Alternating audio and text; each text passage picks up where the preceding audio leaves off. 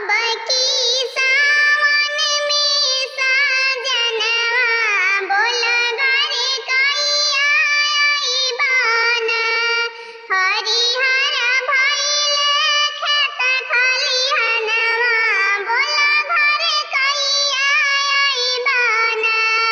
पुरुआ पवन मोर जिया जारे पुरुआ पवन मोर जिया जारे बोलिया सुनावे कोयलियाना। हरी हरी लहरे खेत में धनवा बोला घरे कहिया अइबाना। हरी हरी